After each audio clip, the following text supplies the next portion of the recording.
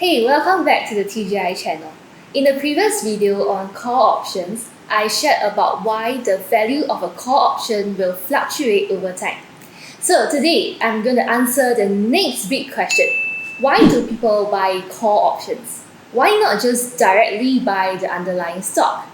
And the question gets even bigger because in the second part of the video, I'm also going to share with you why most buyers do not exercise their call options.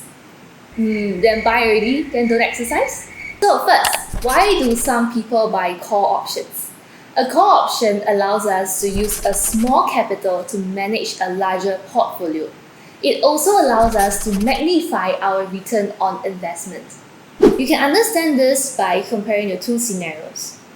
Firstly, buy Apple stocks at $150 now versus buy a call option with a strike price of $150 at $4.50 now. So under scenario 1, which is to buy 100 Apple stocks at $150 on 10 September 2021, assume the share price of Apple goes up to $165 1 month later by 15 October 2021. You will earn a capital gain of $1,500 by taking $165 minus off $150 and you multiply by 100 shares. So this gives a ROI of 10%. Then under scenario 2, instead of buying the shares directly on 10 September, you bought a call option with a strike price of $150 priced at $4.50 that is expiring on 15 October, 1 month later. So similarly, on 15 October, the expiration date, the share price of Apple goes up to $165. As a result, the call option now is priced at $15. If you sell off this call option on the expiration date, the net profits is $1,050 because you take $15 minus off the $450 premium that you paid multiplied by 100. So this gives a resulting ROI of 233%. While looking at both scenarios, we can see that buying the call option gives us a much larger return on investment compared to buying the underlying stocks. Further, this is achieved through the use of a smaller capital outlay of $450 instead of the capital outlay of $15,000 under scenario 1. So this is how call options can become a powerful tool that allows us to magnify our returns using a smaller initial capital. Other than magnifying the returns, if it moves in our intended direction, should the price move down otherwise, our maximum loss is capped at the premium that we are willing to forgo, which is $450 maximum. For example, let's look at what happens if the price of Apple stock now drops to $140. Then under scenario 1, which is when we bought the shares directly off the market at $150, that would be a loss of $10 per share, which for 100 shares would mean a loss of $1,000. If the stock price drops further, you would lose even more money by buying the Apple shares outright at the start.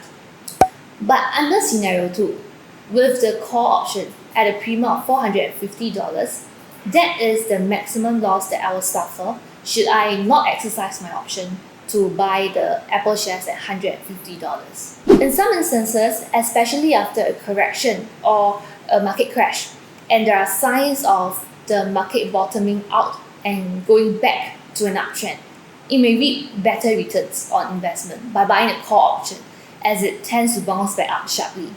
But this of course also depends on the reason of the crash. For example, if it is due to COVID like in 2020, or if it is due to regulatory changes, it tends to recover much quicker most of the time than structural problems. So this is also provided that you are doing this for fundamentally sound companies that are not crashing because of its own fundamentals.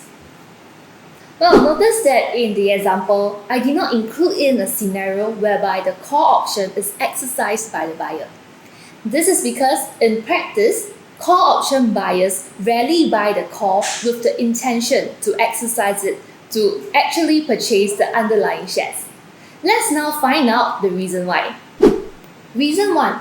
If the call option buyer exercises a call option at a time way before expiration date, he is giving up the extrinsic value of the call option.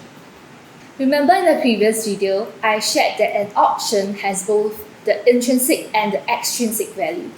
So essentially, the intrinsic value is the difference between the market price of the share and the strike price, which will be the profits that you are going to earn on the underlying shares should you exercise the call option to buy the Apple shares at $150 and then sell them off immediately at the current market price of $165.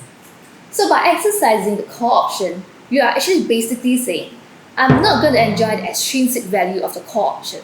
I'm giving up on the profits on the extrinsic value that I can potentially earn if I sell off the call option now. But this doesn't make sense, right? Well, maybe I can show you some numerical figures and it will be clearer to you. The buyer bought this call option. A week later, the price of Apple rose to $160. The value of the call option is now priced at $1,100. So here are the profits if you choose to exercise the option versus if you sell off the option. Under scenario 1, which is if the buyer exercises the call option, he gets to buy 100 Apple shares at $150 per share. So the capital outlay for buying 100 shares will be 150 multiplied by 100, which gives you $15,000.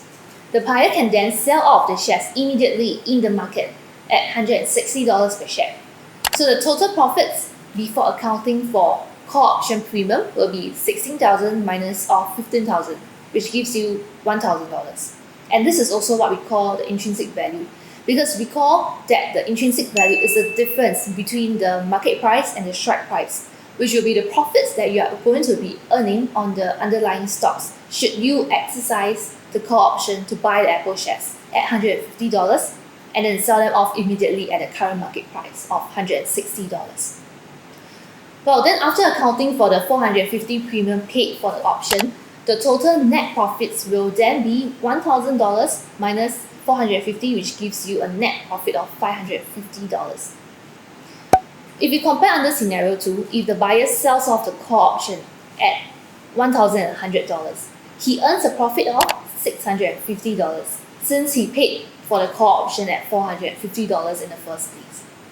So you notice now that under scenario 1 and scenario 2, there is a difference in the net total profits of $100.